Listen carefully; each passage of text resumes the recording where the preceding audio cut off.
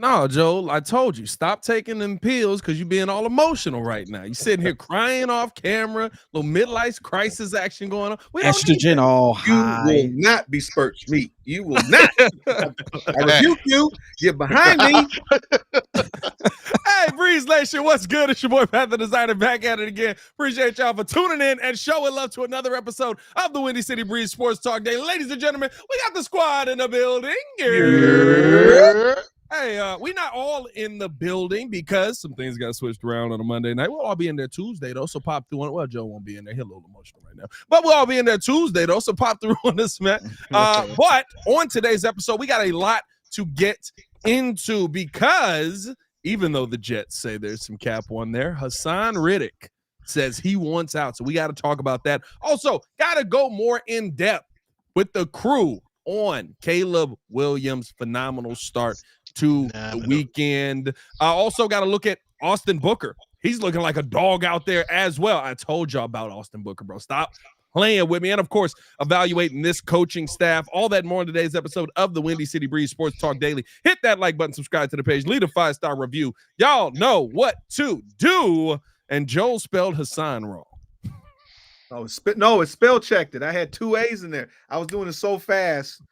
I just made this like right now. I was like, can I get it in? Can I get it done? Oh. Yeah, you're having a tough start to the show, man. You're having a tough start. Joe, what's good, boys? How y'all feeling? Everybody good? Everybody good? Man, feeling good. We look like the Brady Bunch in this mug, right?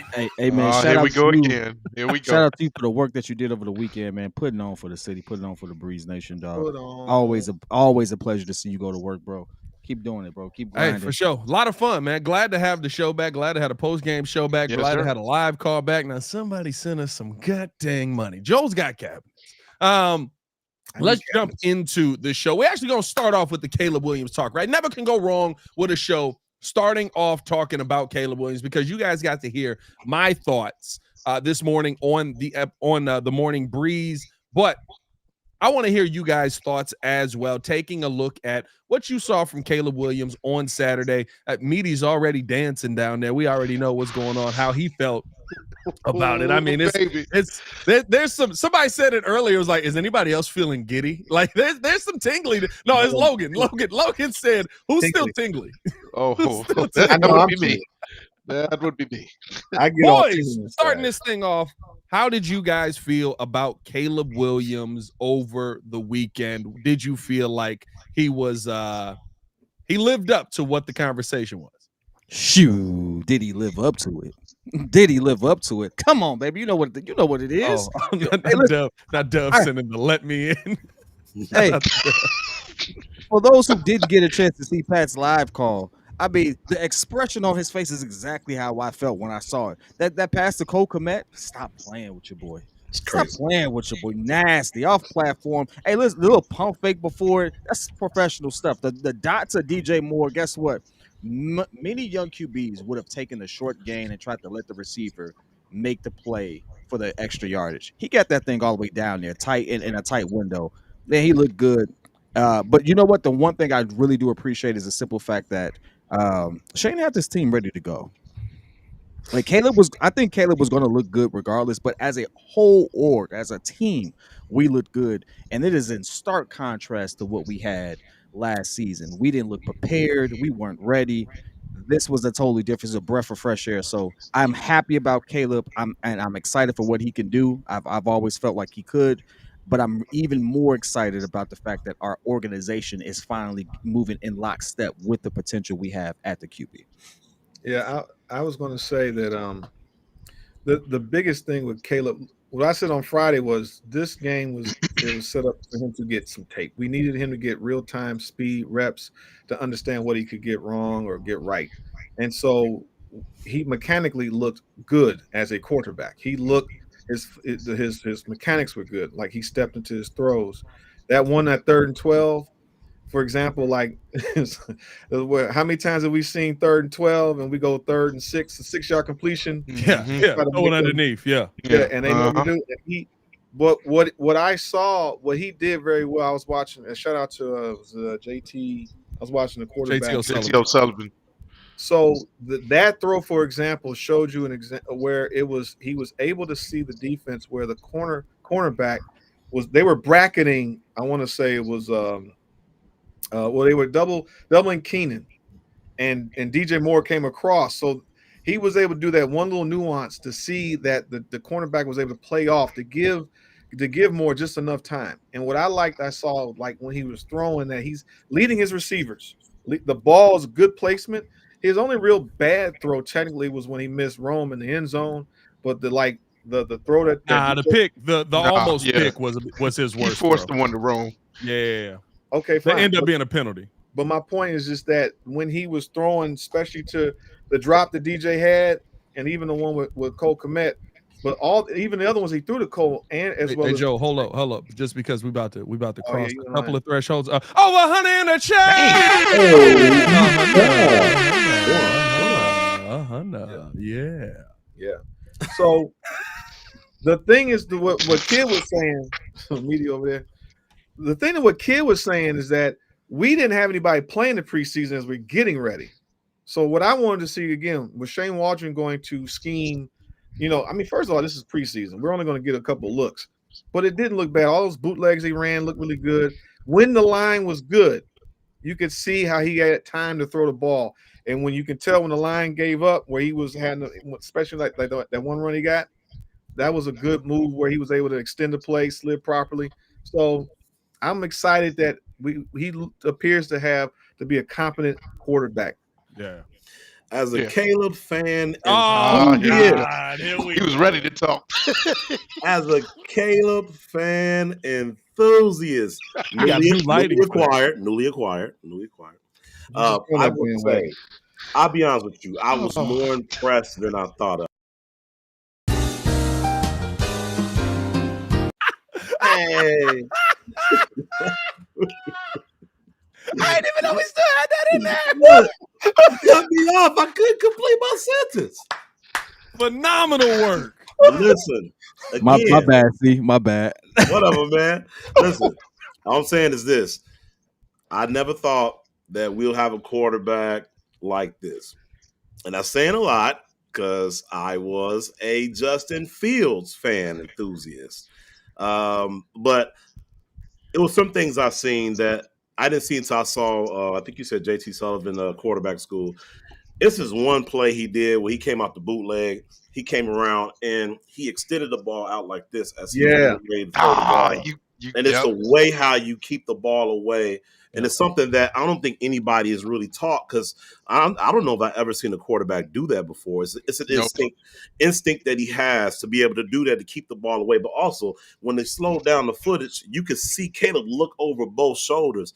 And again, I love Justin Fields, but I never really see him look over both shoulders. And so for me to see him do that, look at Peaky leaning in. Hey, for me to see him do that and to complete the pass the way how he did, but also he gives me that Aaron Rodgers, Pat Mahomes-esque type feel. It's a feel he has where he's in the pocket, and even though the play was already supposed to be for Swift for the dump off, it almost looked like a no-look pass, but the way he threw it off to the running back, and it was just like a flicker. It was like, man, that's Aaron Rodgers. He has arm. Damn, you didn't say none of this stuff. The glazing is now happening, dog. The glaziness? Bro, listen. None of this stuff. Listen, you didn't say any of this stuff. No, this is my favorite part of all of this. It's a preseason game, bro. Like, that guy really back in, bro. Like, dog, you went from like this dude sucks to like he's the greatest thing since sliced bread. Like, right? Yeah, dog. It's the stuff that you can't teach that I'm excited about, and that's talking to me, with all that Caleb. Never mind. JC, what's your thoughts? Hey, all I gotta say is, I ain't gonna lie. Hold on. Are you talking over 200 in the chat?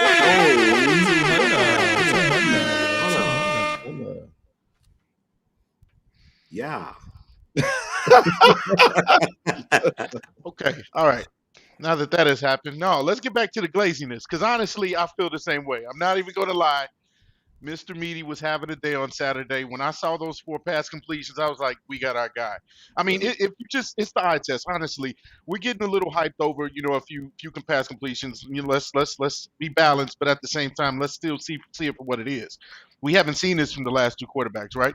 We didn't see this from Mitch. We didn't see this from Justin Fields. Admittedly, I was on the Justin Fields bandwagon for a long time, obviously, but if you're talking about just the little details, and C-Dub mentioned it, I was going to mention just the little things like him extending his arms to make sure that nobody pats the ball away while he's trying to, escape the pocket for pressure. If you're talking about the fact that he threw on that 3rd and 13 to DJ right when like Joe said, the cornerback kind of moved out of the way, right in that pocket. That's like awareness. I feel like other quarterbacks that we had wouldn't have seen that or wouldn't have anticipated that. So you talk about the anticipation that he already has. It's the little things, the dump off, the no look pass to DeAndre Swift, even the ball that was overthrown to Roma Dunze. I feel like he puts it in places where only the wide receiver can catch the ball. So it's out of danger's way. So even if it's an incompletion, it's still a good pass. And then the drop that was on DJ, that was a really good ball that only he could catch. So I'm all in all, man, I'm really impressed. I really am surprised at just how efficient he is in the pocket, because all in college, all you saw on highlights was him having to escape and all the flashy plays. So I think he's committing to making sure that, hey, I can do the other stuff well. I can do the tangible stuff very well, and that's what I think is going to make him special. I was going to say, I mean, listen, I think here's been my takeaway from him, right? Because, and this is kind of, to me, what I said this morning on the show. He's got the mental part, and that excites me. How many quarterbacks do we talk about that they're not super talented, right? But they know where to throw the ball. They know where to put the ball. They know, okay, like this is what the limitations of what I can do are. And so because of that, they spend 10, 15 years in the league, right? There's game manager quarterbacks because they understand the mental side of the game and can react quick enough. The thing with Caleb on top of that is he kind of talented.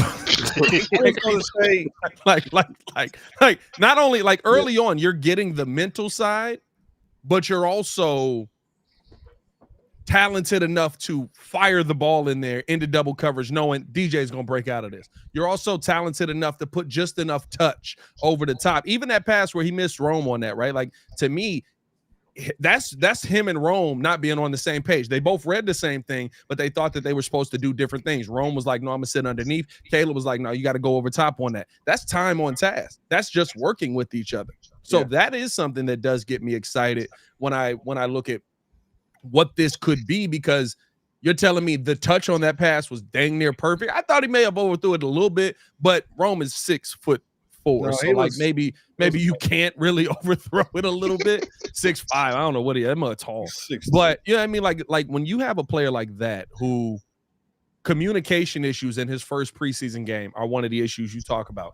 The other 2 passes that end up not being complete are because the ball got stripped out of there on one from DJ Moore, which is very surprising on DJ Moore. And then the other one is Cole Kmet. Basically, I mean, he did the Cardinal sin. He was looking upfield before the ball was in his hands. Yeah. And so he ends up dropping that one, right? But outside of that, like even the play Joel's talking about, were on the scramble. I don't even think the line failed in that situation. I think that Caleb was diagnosing something different, and they changed. You see the DB drop back into go from single high to 2-man. All of a sudden now, Rome's covered over the top. I bet I can't go there. But he's diagnosing this as it's happening. Boom! I need to go to my check down. Oh, my check down's covered as well. I got to get the heck up out of here. You know what I mean? Like being able to look like the guard though, but it looked like the guard. It looked like the protection broke down on the right side. Because when the line looked good and he's standing in the pocket at that play, that's when he ended up breaking off. But my thing is the protection breaks down when he decides to take off. You know what I mean? Like it's not because he still had the option to get the pass out to. But even with all that being said, he diagnosed this isn't single pre-snap. Excuse me, pre-snap. All right, this is single high. I'm going to be able to hit Rome down the right side. This ain't single high no more. Yeah. They just dropped back. Now I can't hit Rome. Now I need to go to my check down immediately because what I thought was going to be there isn't going to be there. That's not going to be there. Well, let me take off. Like he diagnosed 3 different things and was able to come to 3 different conclusions and still was able to take off. Like those are things that listen, I think that Justin Fields can be a good quarterback in this NFL. I think that he still has that opportunity up in Pittsburgh. But what I watched in Pittsburgh looked a lot like what I saw from Justin Fields here. That was like, it's just not at that level yet. You gotta figure this out real quick. Now I know he didn't start off camp as the starter, but like we're already here 1 game in with Caleb Williams, and he's diagnosing better than any quarterback that we've seen. That impresses me more than the fact that he was able to make the throws or able to get the throws out quick. Because if you can see it first, then it's like, all right, bet. I know how to attack this. I know what I need to do. Now it's just about me having the talent to do it. And I think that he has the talent to do it. For me, I think Justin Fields has all the talent in the world. Our issue with him has been the diagnostic. Well, yeah, it's always been between here of being able to process. My thing is like, I want to see what they took away from this game and how does he seem to get better as they're ramping up this practice, as they're getting ready for week 1. So, and that was my whole point. That's a great point. Giving him a chance to really see how he looked so they can actually coach him like, this is how you look, at real speed against, an NFL defense. So, yeah, you can't really exactly. Was it YouTube? You can't really coach feel for the game. I mean, that's true. 300 on this joint though. We got 300. Oh, 300. Oh, 300 in the chat. Oh, 300. So y'all both throwing up different gang signs. Y'all got to relax. Hey, what's going on there? Hey, come on, It's 300, Joe. There baby. we I'm go, not Joe. affiliated with nothing but Hey, Joe. WCB. That's all I Joe looked like a stiff Ozzie Guillen cousin. You know what I mean? Like that's exactly what he just looked like. That was like cool, but not really. See what you want to do? You want to dance from the heat, but you gotta get this ball out the park. You gotta go to first base. You see, you gotta hit the big ball, but then when you're done, you gotta do a little dance right here. But they gotta be in the place, baby. You know what I mean? Hey, your peoples, let me get that. Let me hey, man, that. I think that we saw some really good things out of Caleb, and I think that this is a great foundation for the Chicago Bears to have moving forward. Let us know your thoughts in the comments below and on the comments on the side as well. Appreciate you guys for tuning in and showing love. If you haven't done so, hit that like button, subscribe to the page. We got over 200 in the chat on YouTube and 49 likes. Let's get over 100 likes on the YouTube side. On the Twitter side, if you're watching on the Twitter side, we got on the Twitter side. Hey, YouTube kicking Twitter butt again, bro. 214 on the YouTube side, 97 over on Twitter. Hit that retweet button over on the Twitter side, man. The title topic now that I wanted to get into, because I think this is a very interesting situation that has arrived today. And yes, I do know what the Jets have said on the situation, but as we know, in this world of media, there's always quite a bit of cap.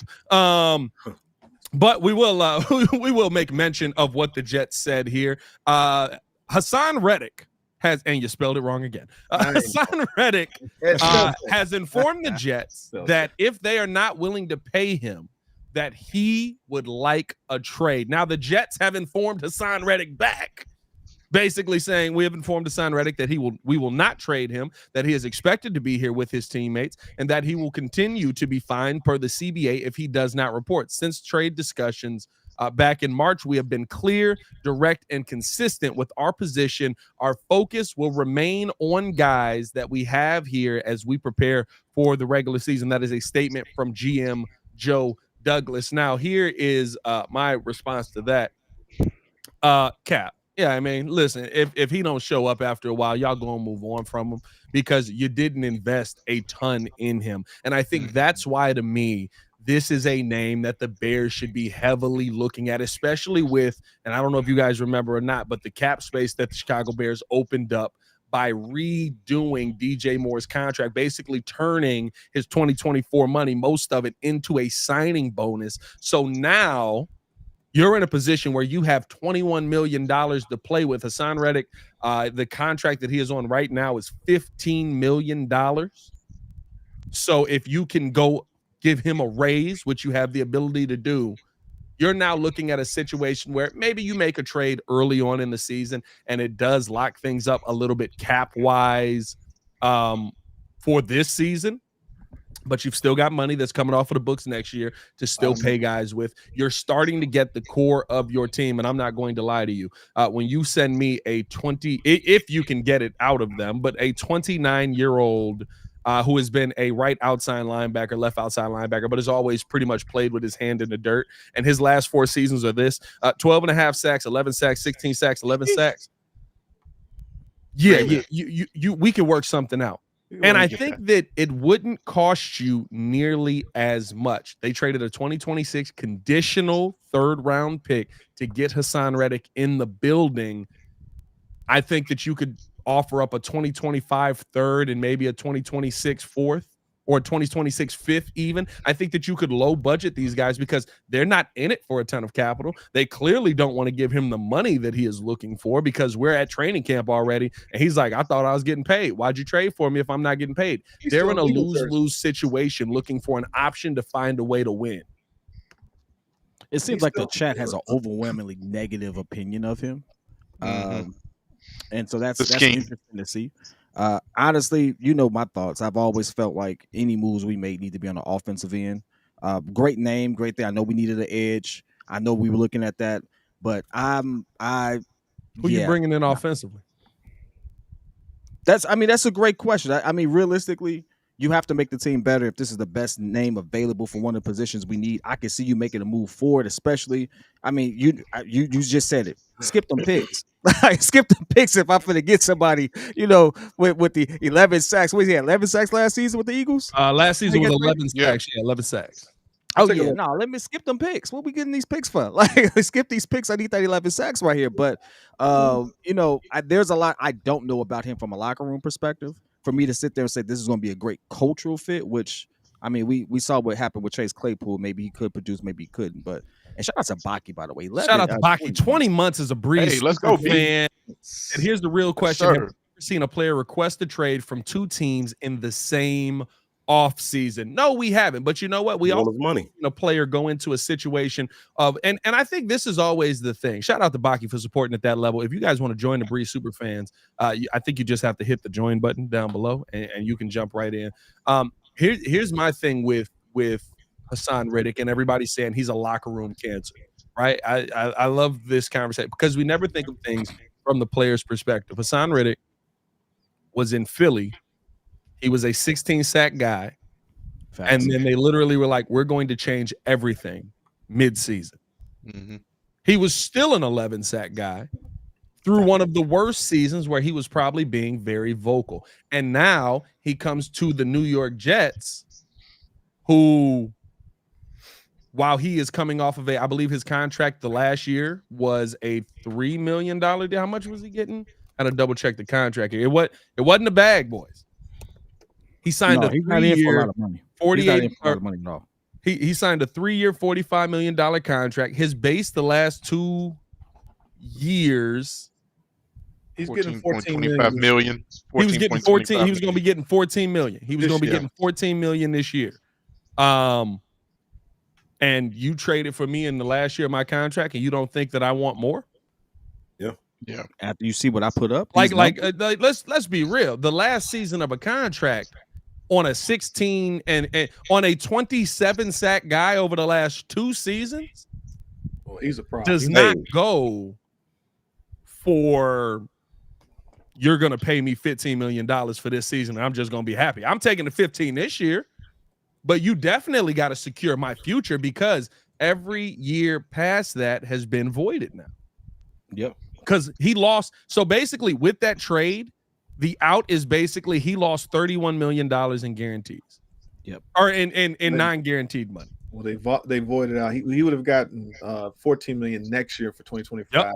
So his next 2 years of the contract are voided out.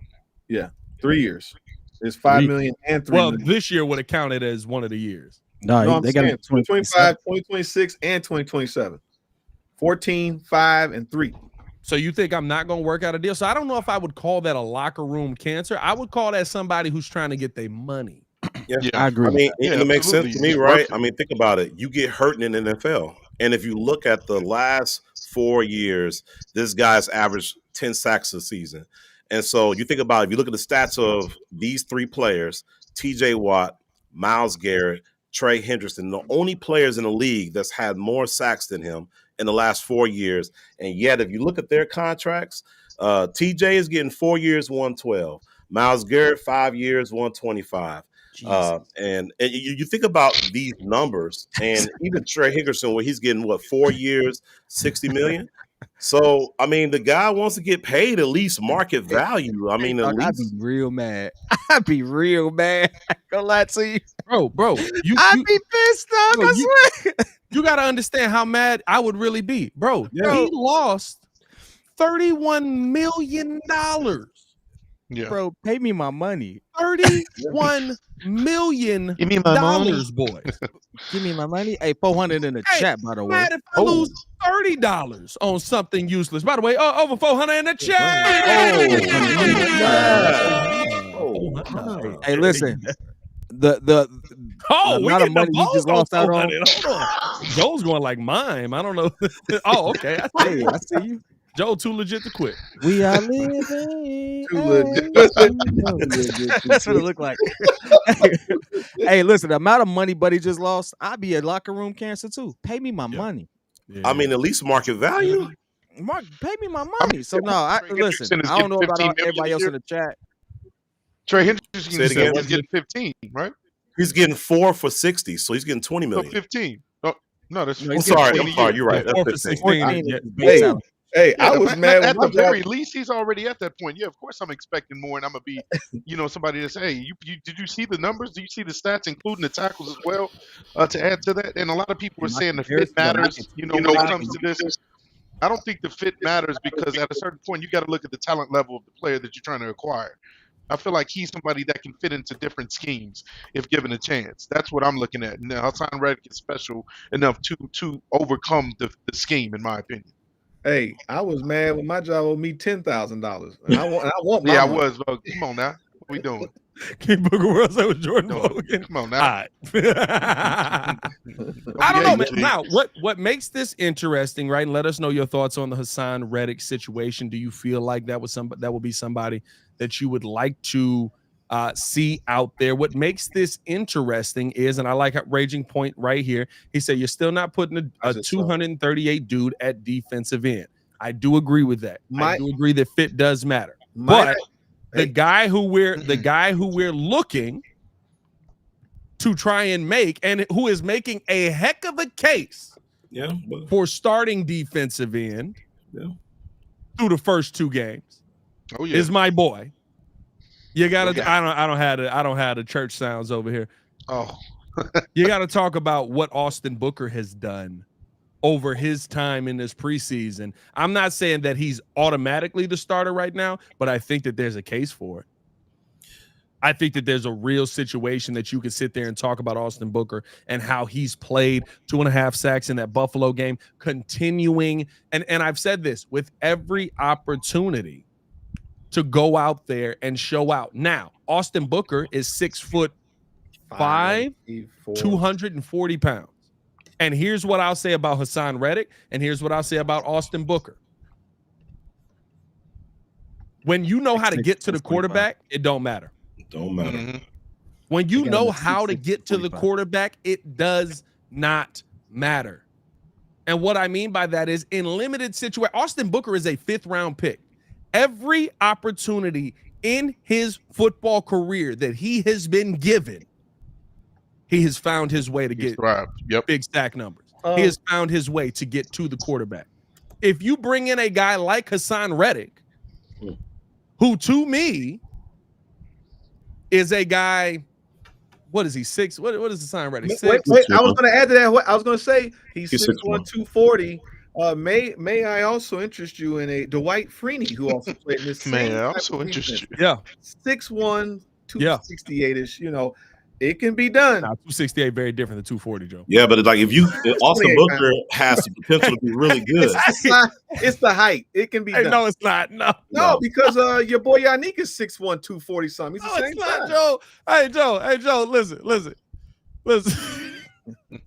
Kevin Durant and LeBron James are essentially the same height.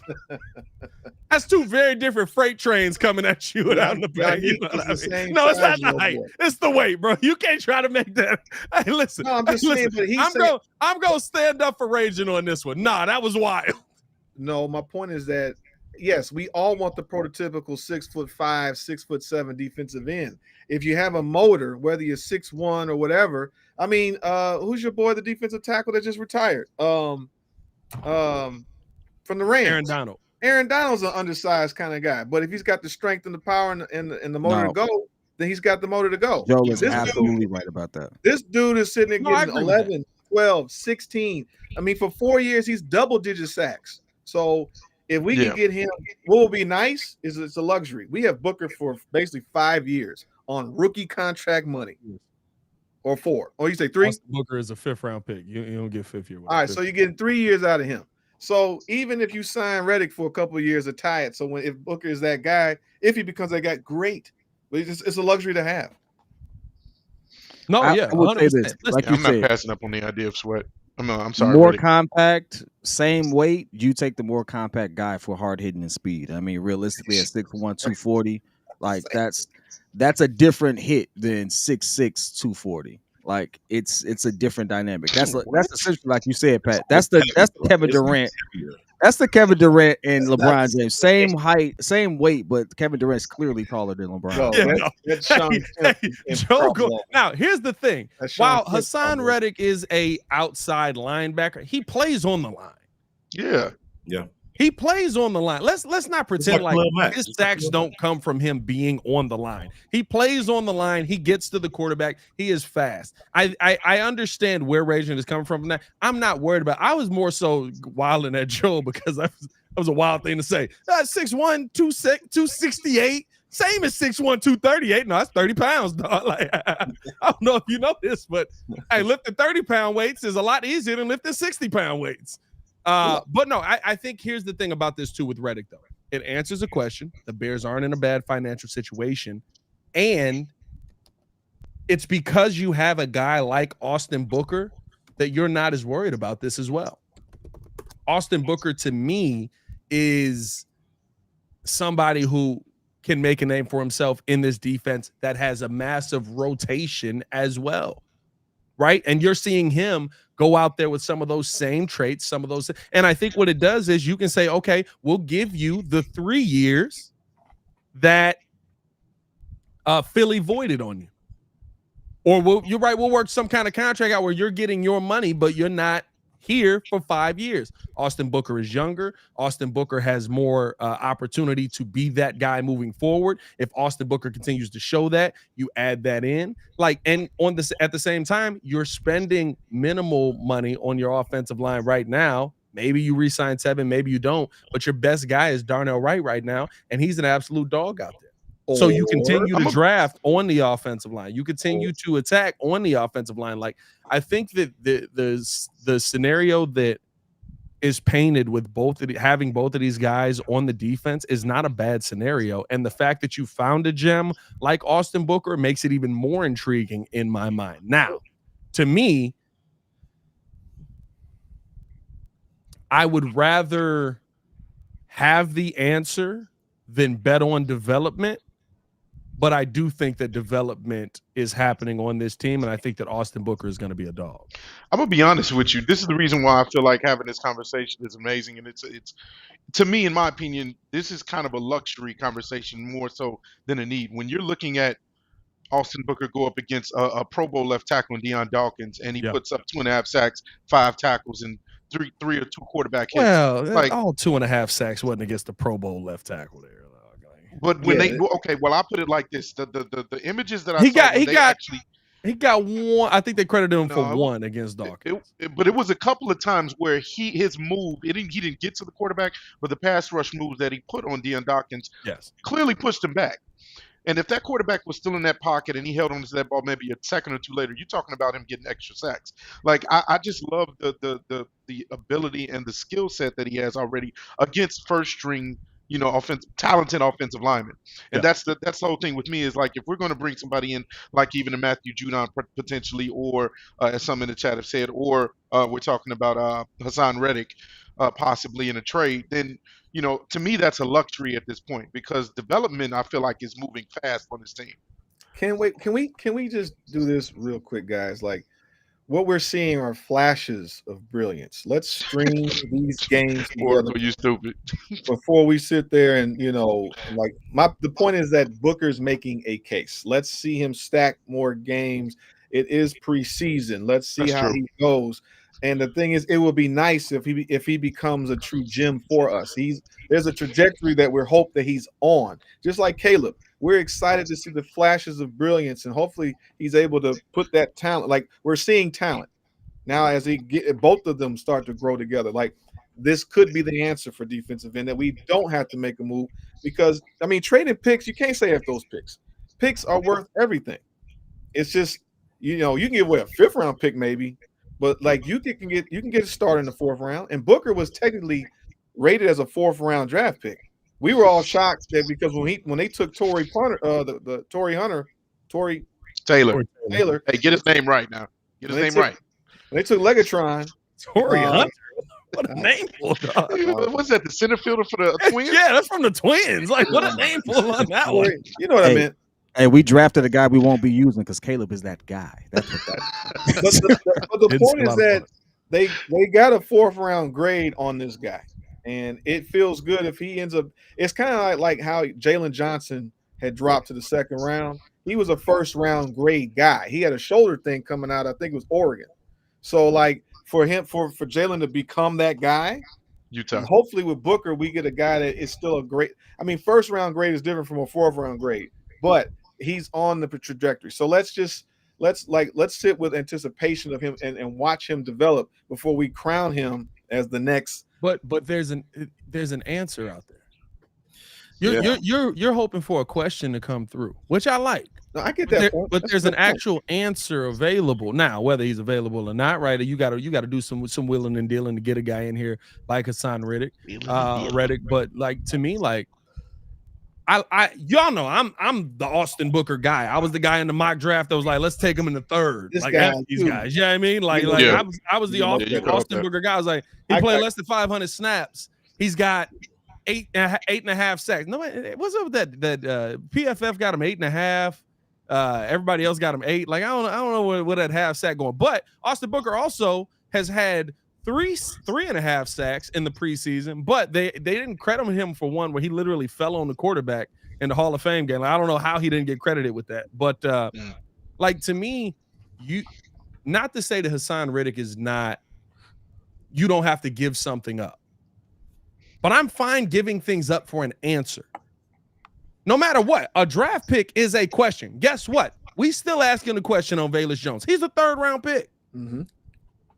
So, like, if I have answers, you know what the answer is? This guy gets to the quarterback.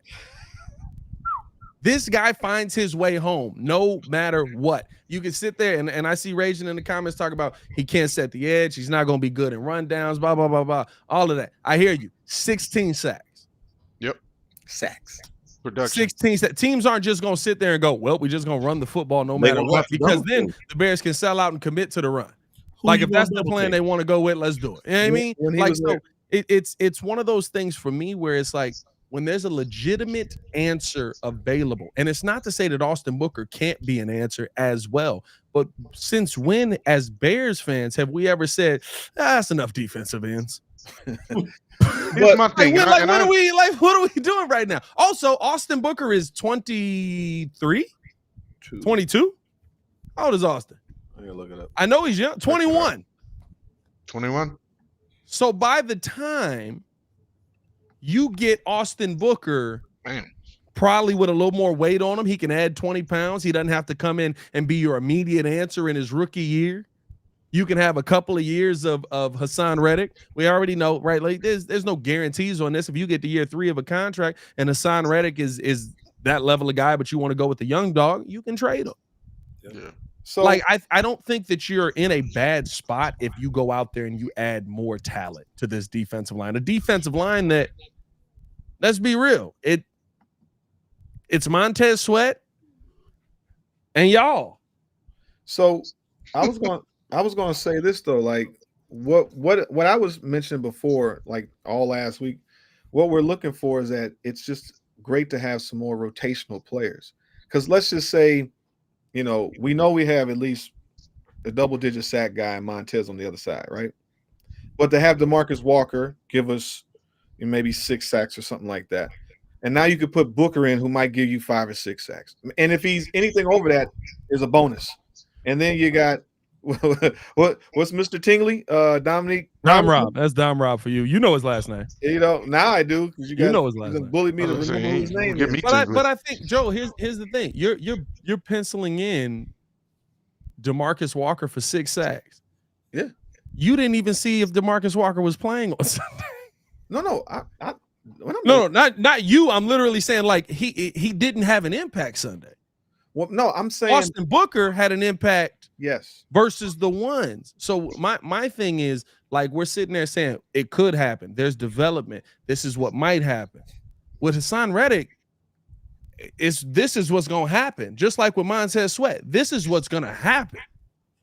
I You're still gonna kinda get to the feel quarterback. like what Jordan said was really great. It's a luxury because again, we're still talking about first game of preseason. I understand why everyone has valid points, right? No one's not saying that. No, that's not wrong. No, just playing. You know what I'm saying? But like the reality of it, wrong. this is the first preseason game. We're nowhere near really seeing what this is. Let's give it a couple more outings and really see what our O line looks like, because all these moves that we would make for this defensive end or this, that, and the other could have been moves where maybe we should have got a little more creative and waited for some of these imploding teams to kind of sell off some of their assets as opposed to that. So that's what I'm thinking about. It's like, hey, I get it. We want the defense. No, we really want to make sure that we can protect our superstar quarterback potentially right now. And that's the most important thing to me. Nothing else really matters right now besides that, because it would be a very heartbreaking day if we sit here, we have all this hype because of what Caleb can do, and then he gets creamed, and then now we're sitting there like, okay, now we have Joe Burrow right here. No, I don't want to. I think that. what's tough is, like, you're waiting for the draft on that anyway, though.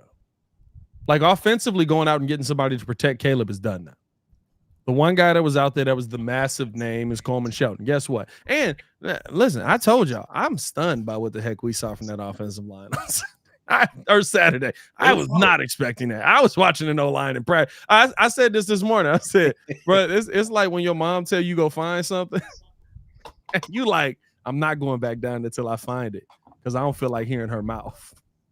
Yeah. And you look for 10 minutes and you can't find it.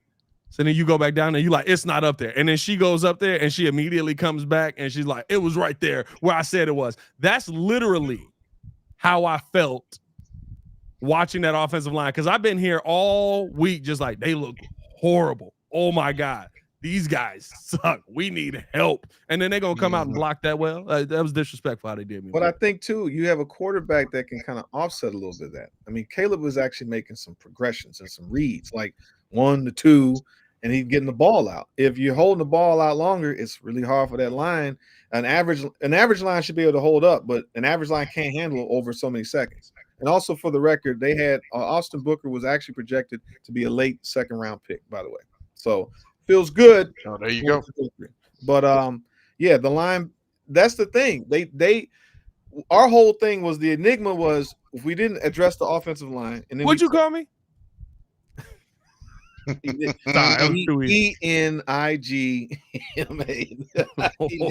1G short. I was on your.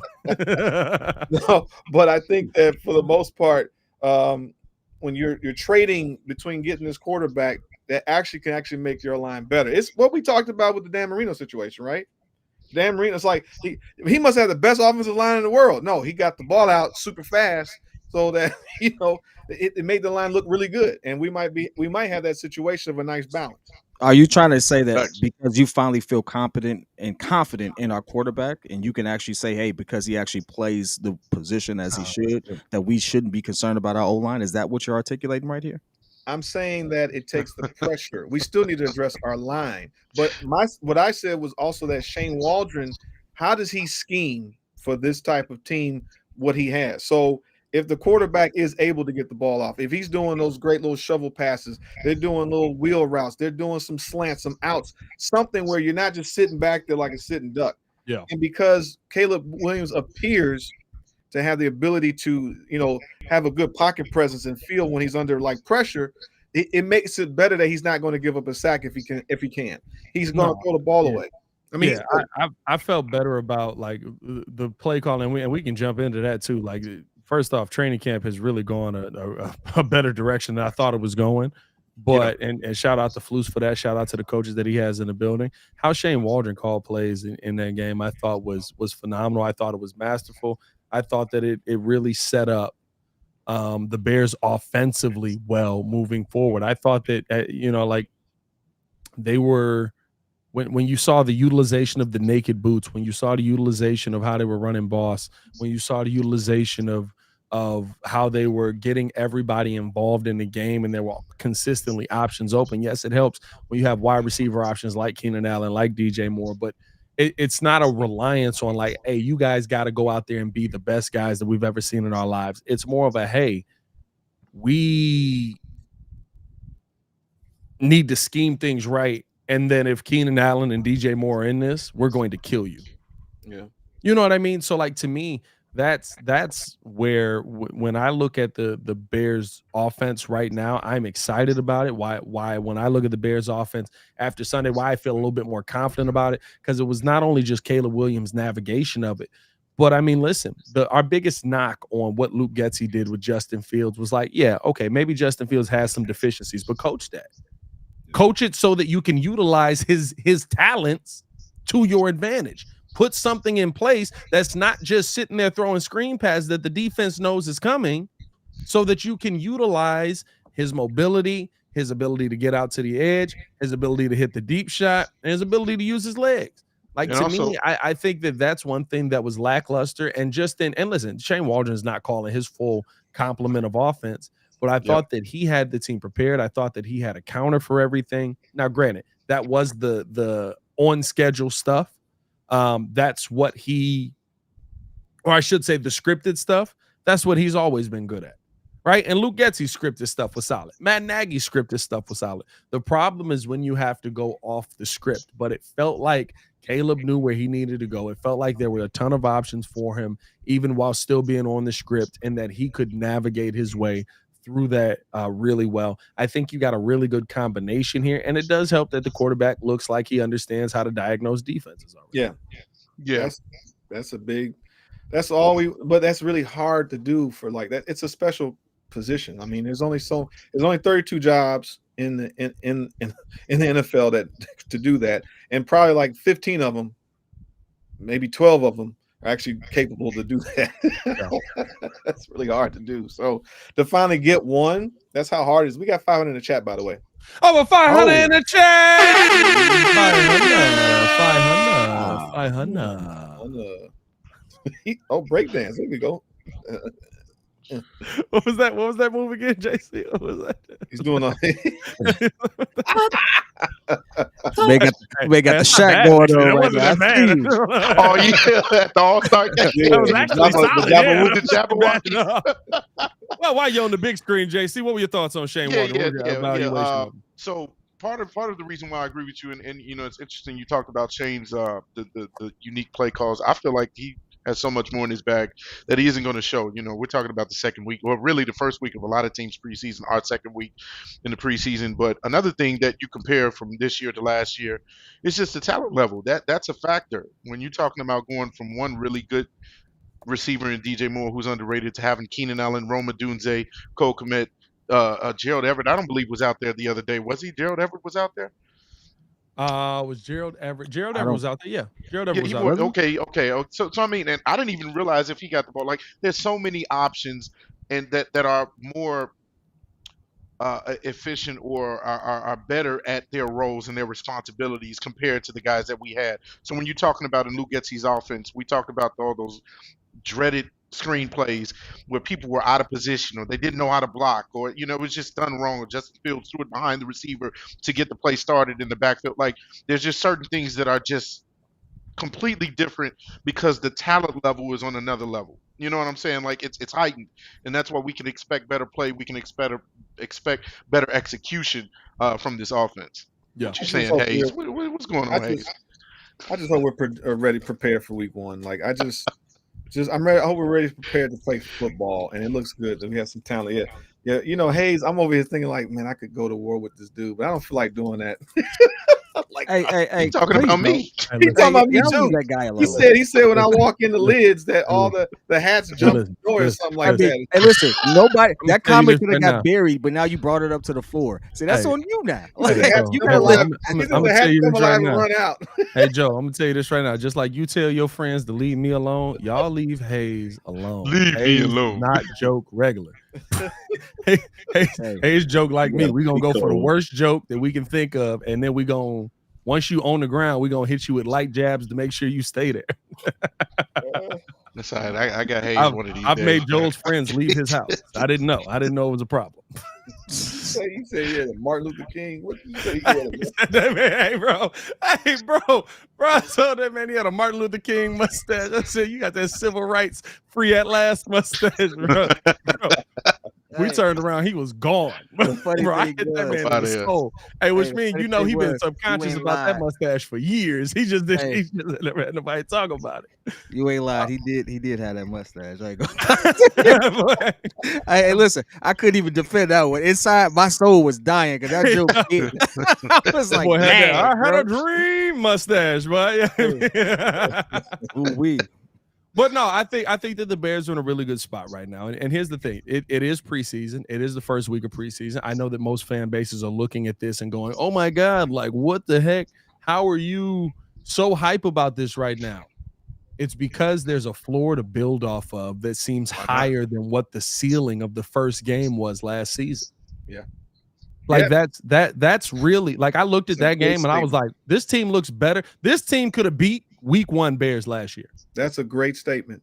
Now, I mean, it wasn't that hard. We didn't have a defensive end. DeMarcus Walker's our best defensive end, right? Like there was more to be done there, but like preparation wise, Look, I thought that this team was prepared. the man had 95 yards in one quarter. Wow. 95 yards. Well, I mean, he had a A 42 lot yard of screen yak on pass. one of Yeah, those. but of course there's a lot of yak, but it's getting the Lot of ball yak. and Yak. yakety yak. That's what I'm gonna get next. But the problem is like that is a great statement about how stagnant our offense used to look. Like if you would get nervous watching them last year or the Yeah. last few years. Tell you the truth. Yeah, I mean just last year, all the You years. never felt confident. It was like, oh, please, just But again, it's very premature for us to we're going right to the championship. But it Yeah. looks like we have a quarterback that can process. And if he's just getting information to get better and he wants to get better, we feel good. I think the city feels good. I mean, the comments that you hear from everybody is like, okay, he's showing that there's not just us. Everybody, he's passing the eye test, and it's just a sample size. Nice. Yeah.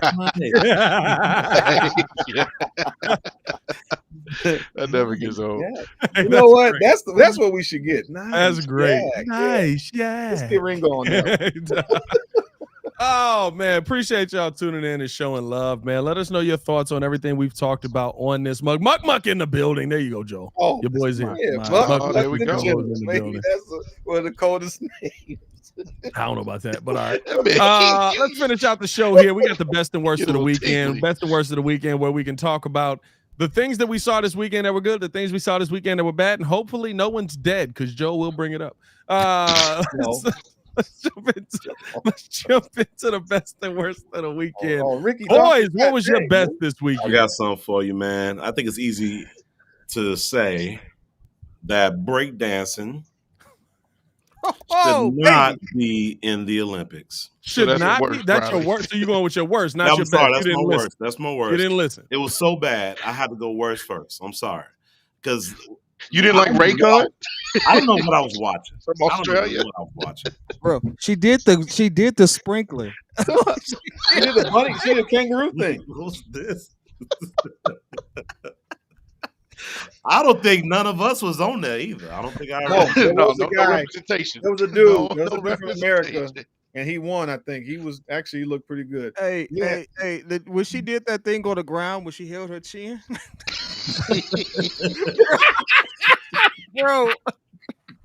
bro, she had secondhand embarrassment so bad for her country that everyone on TikTok was like, Australian here. No. Like, no. Everyone wrote her off, and they're like, hey, we want our $32,000 back. $32,000. We want it back because that no. I didn't know how do you judge Ray Olympic just said juked breakdance? it. I don't know how you. I I think mean, you it's. judge breakdancing the same way that you would judge breakdancing. Well, I don't know how they did it. They were literally judging, but like normally the crowd judges breakdancing. But a lot of it is the music, the showmanship. Like my brother used to do that stuff like years ago. I mean, we would go to like a big gym, huh? I'm just that was So take a shot.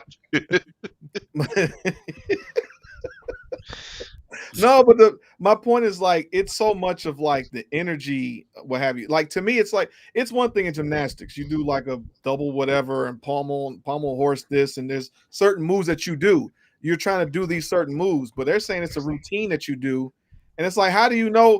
None of us. Yeah, it's like what the heck was that? She did the little windmill thing and then touched her toes. I was like, what are we doing here? Like, what is this? Bro, I don't know why y'all was surprised, bro. Y'all saw a 95-pound white girl go up there and say, I'm finna break dance. And she looked like a 95-pound white girl. I don't know what to tell y'all. No.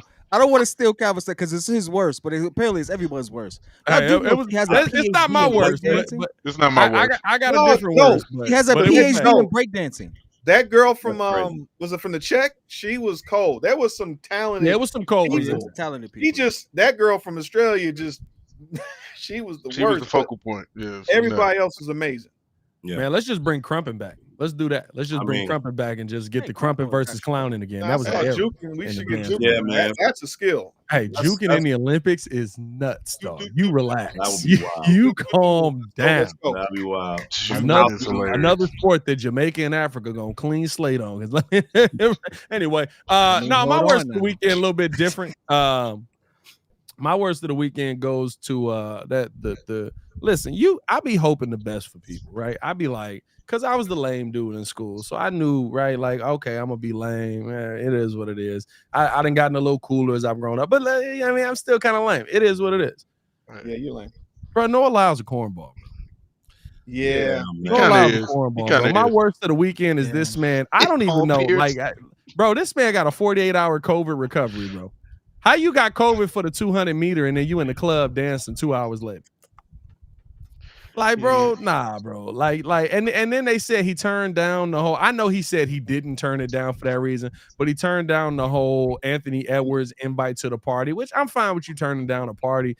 But he said, because he's not a champion or something, that's why. Like, bro, in the finals, yeah. Bro, come on, bro. Like, Buddy is a cornball, bro. That's when expression is a little too much. You got to earn some decorum. Yeah. Hey, I was just sitting there and I was just like, dog, like the whole world champion thing is really what got him popular, which has worked in his favor, right?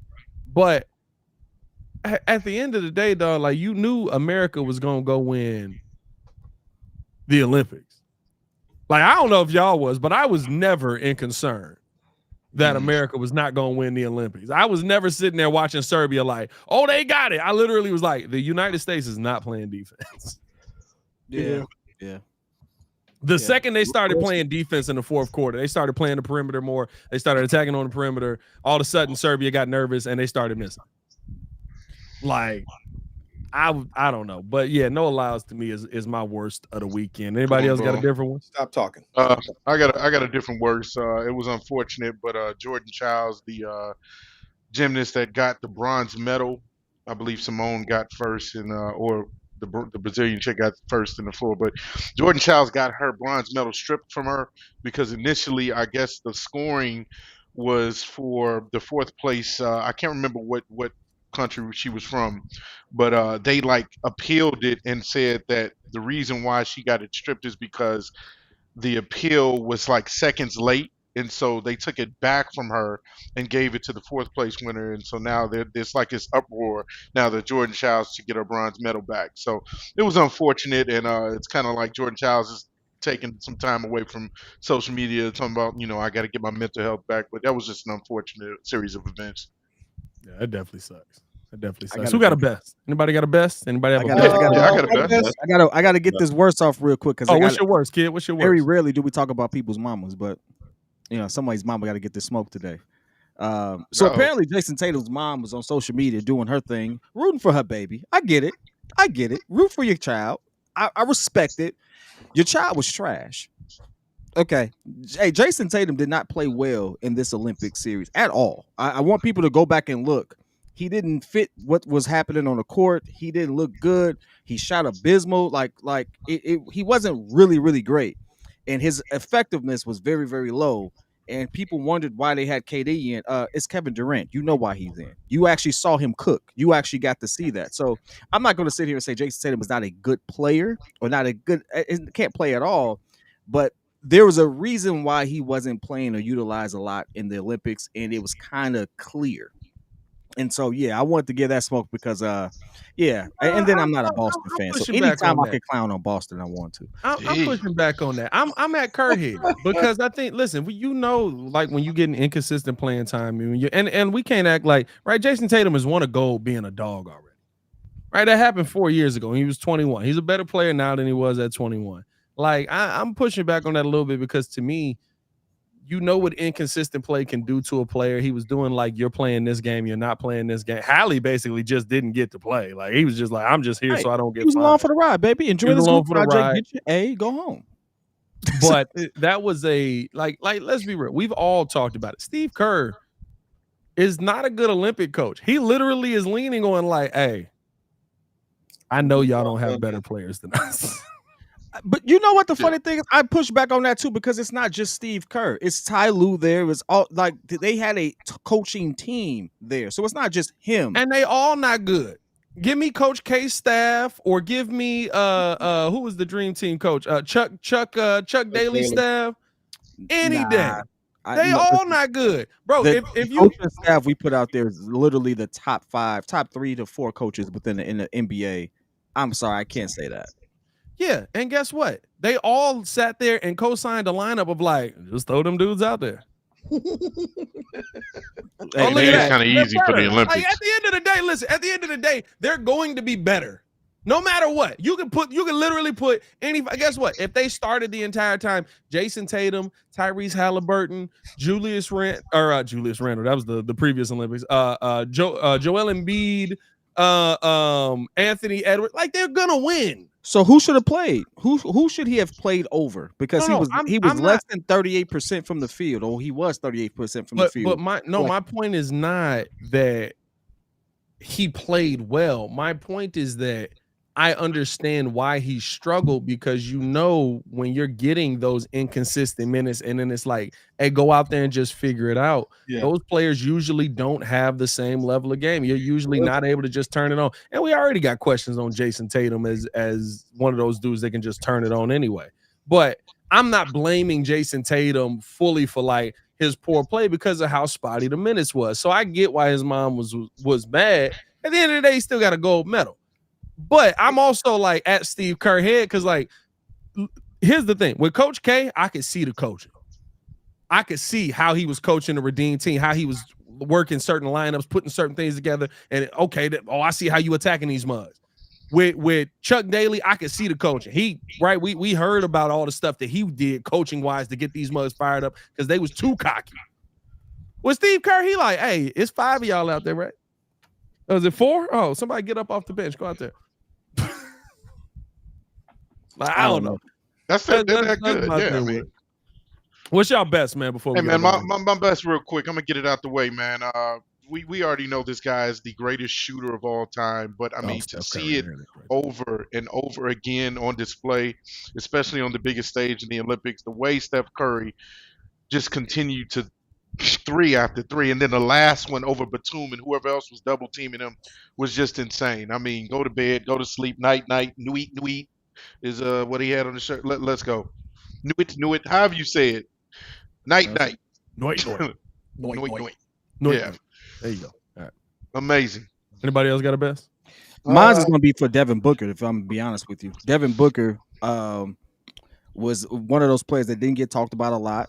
I mean, he was there starting lineup and stuff like that, but didn't get the praise. But if you look at what he did, especially in certain stretches, dog, 60% from the field, I believe. Really effective on from 3.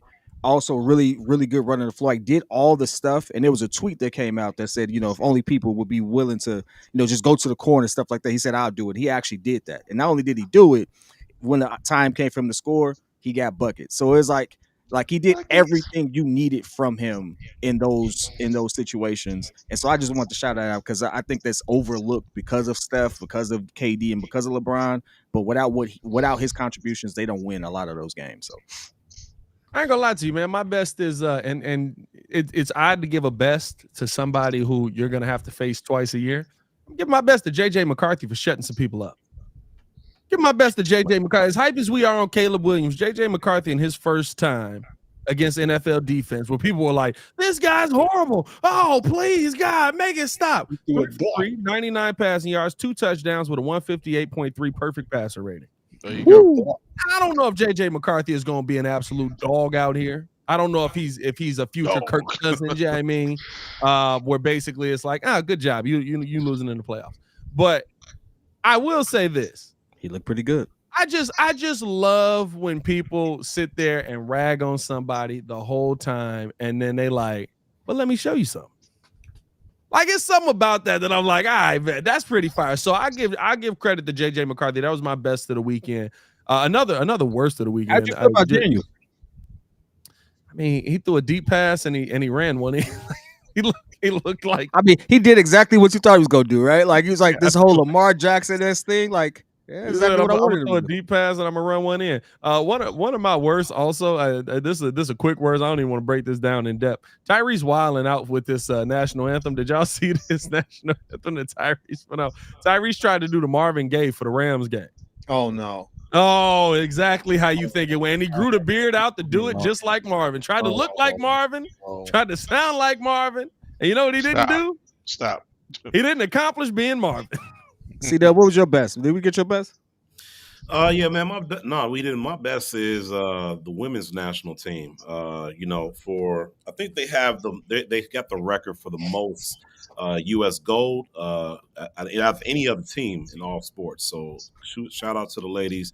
That was a really exciting game too, especially in the last few minutes. It looked like as if France was going to win that game. But they really came together and they won that game. So shout out to the women's national team. My best would be technically I felt good about what we saw with the Bears. Like just seeing the overall, just it felt good. Like there's promise here. So that was like my best. Also, wife took me to the SWV concert last night. Oh yeah, I heard that was nice. I heard a lot of people went. It was a great show. I mean, yeah, Total, Maya, like all you Maya 40 years and up, folks in my generation. Take a shot. Take a shot. But it was a good show. SWV killed it. SWV killed it. Is she still vegan? Who? Maya. I probably don't matter. She still look good. That's all that matters. Because that has to be the healthiest vegan I've ever seen. But okay. But vegan is just means. Well, anyway, you dang right. Vegan's all right. Doggone right. But that was best of that. Worst definitely was the dang Olympics. The females, and then also even the men's. But the best was the men's Olympics because the guy from France looked amazing. The guy from the USA looked pretty good. It was good to see just the overall athleticism of it. I just don't understand how you're going to score this. And so outside of that, from one version of athleticism to another one. I see what you're doing here, Joe. Hey, that was nuts how he did. He said, yeah, also worse, women, but wait a minute, Jesus Christ. Hey, nobody on this show is co-signing that, dog. I'm not that? No, the worst was the Australian lady, but no, the ladies did look good. And from the Olympic side, the lady from I think it was the Czech, the lady. You talking about breakdancing? The breakdancing Olympics. I thought you was talking about basketball. I was like, yo, you gotta relax. No. But the Australian lady. Yeah. No, but overall, it's just a good weekend in general. Not that much, except for the lady from Australia was just like, come on, man. Oh, and a shout out to Deadpool and Wolverine officially crossing over the $1 billion in ticket sales, and is very close to passing up the Joker to become the #1 rated R movie of all time. Yeah. I'll throw that in. He's been dying to say that. Yeah, we've missed him for a little while. in the All right, world. man. Appreciate y'all tuning in, showing love. Hit that like. We're gonna move on from that. Hit that like button, subscribe to the page, leave a 5-star review. Y'all know what to do. As always, man, make sure that y'all rocking with us over on the podcast side as well. Also got content coming out over on the Patreon, live on Twitter. As always, man, we got content coming everywhere. Appreciate y'all coming through. And shout out to YouTube for finally sending out notifications again. Thank you for that. Had to add an entirely new show back into the mix for us to get back in there. Hey, man, for the super producer Joel Holt, and of course the pettiest man alive, Mr. P Kid. Got us a quarterback. Not running the ones and twos, but of course always ready to do what it do, C-Dub. And of course Mr. Meaty himself. Who's that with the steak? Jordan JC. Your boy Pat the Designer back at it again, man. Y'all stay safe out there, Chicago. Bear down. One love. C-Red. One I ain't even mentioning the baseball teams no more because that's over. The East Buck. Yeah. I stopped wearing my White Sox hat. Mufongo. My Cubs hat is backwards. You gonna hide the logo? We can't see.